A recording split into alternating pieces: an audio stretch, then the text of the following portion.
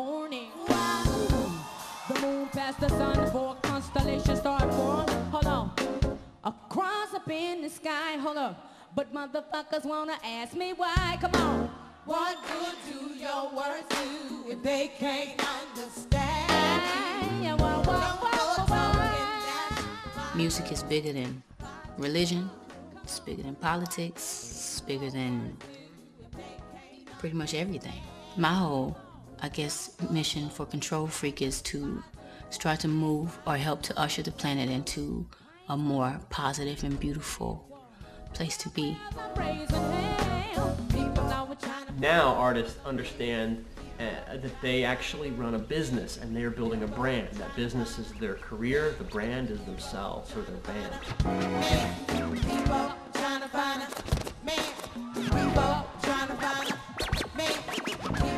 I come from a world of hustlers.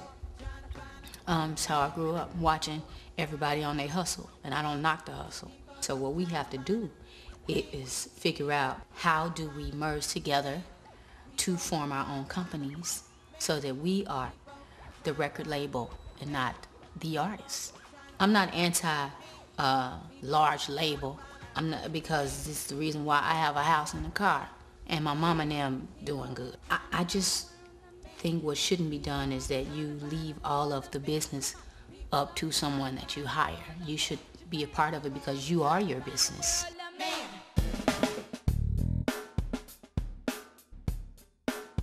When the idea of ATO Records started, we realized at that point we had built an infrastructure up where we were performing a lot of the duties of a record label on our own. We were already doing them for Dave Matthews Band or other artists that we managed. The philosophy was to build a business from its content and not for the sake of money. We'll have an office, and then, well, what the hell are you doing? Then you have to find something.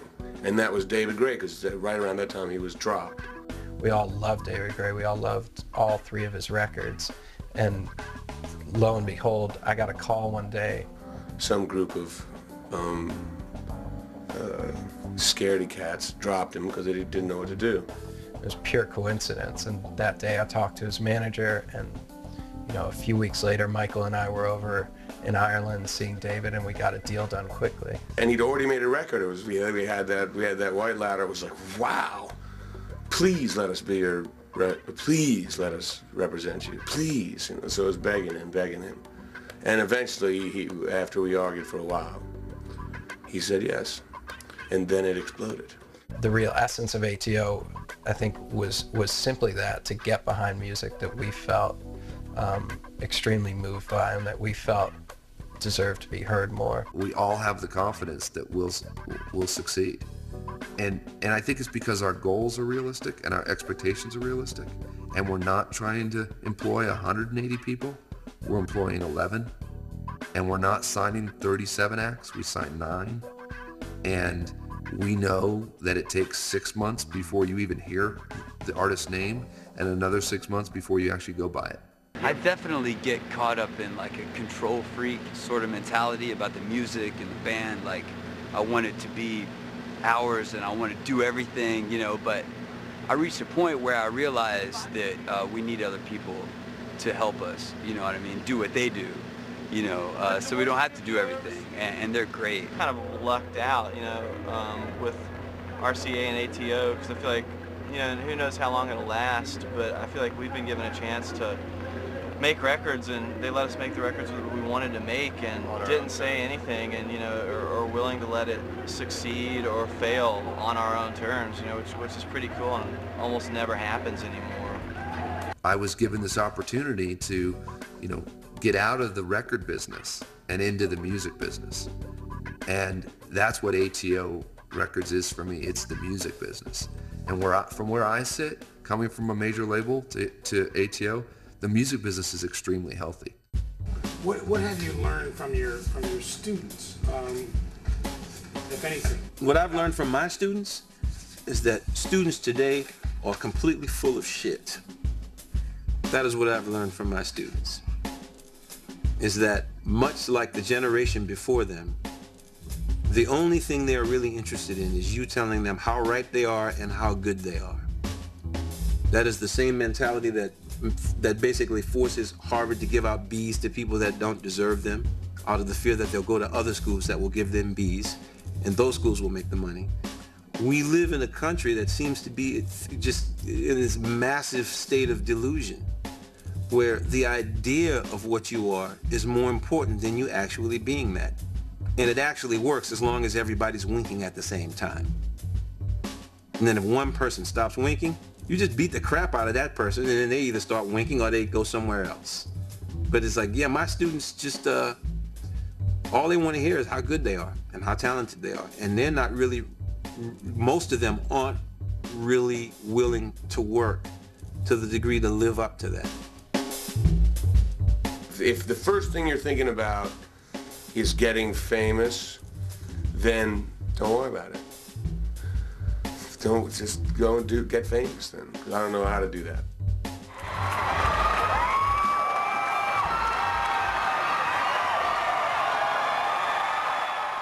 When the band started, I started feeling something about music that made me almost just not care at all if we got famous. I didn't care if every record company that we met, we started just saying, I don't care. If the record company's coming to meet you guys, well, fuck them. They can come or they're not come. I don't care. If they want to buy us dinner, they can buy us dinner. You know, and that was how we felt about them. And that's why we took our time getting signed. It was like, you know, the people were coming. Every time a record company walked into the room and say, we really think we can do something for you. I say, well, then you should go away, because I don't think you can do anything for us. Because as you can see, without you, we're making money, and we're doing fine. And so that was what drove us. And so I think my advice would be to aspiring musicians is find a way to do what you love to do. Because then if you find a way to do what you love to do, then it doesn't really matter if you get paid to do it. Then you can have your whole life wrapped around it and work in a coffee shop. You know, and then if you're lucky, maybe you can make a living at it. And then if you're lucky and you work hard, maybe you can make a lot of money doing it. But if that's your goal, then you really shouldn't do it. There's a lot, if your goal is money and fame, there's a lot easier ways to do it. Go on Fear Factor, you know. If you want money. If you want to play music, all you gotta do is play it. There are three kinds of artists. The first kind of artists are the ones who hurt to do what they do. It hurts to write. There's pain involved, there's experience, and there's blood. The second kind of artist is the kind that imitates the ones in pain. And the third kind of artists are the kinds that just do what somebody tell them to do. Learn this step, wear this wig, shake your ass, watch yourself, you know. The first kind of artists are the ones who are more popular than the amount of money they receive. The second kind of artists are generally the rich ones. And the third kind they get dropped from the label because it's a million of them walking around. Tomorrow's musicians face an uncertain future. The institutions that supported yesterday's great artists are gone or rapidly changing. And yet, there are now more and better tools for making music and more avenues for distribution than anyone ever imagined. One thing is certain, they won't succeed without support. Our children won't learn about our rich musical history unless we teach it to them. Tomorrow's great ones will remain in obscurity without our help. It's up to each of us, as music fans, to support them, to encourage them, to make sure that music never dies. There's a lot of dumbing down going on, but I don't think that we need to panic. I think we just need to teach our children well. For the musicians who are true to themselves, no matter how big your platform or how bright your spotlight, the Most High hears your song. And it's because of you that the world goes round. And don't be fooled. Be you. And don't let anybody infiltrate your dream. And make sure you're saying something when you saying something. You know, it's just important to sound like you, to feel like you, to be like you.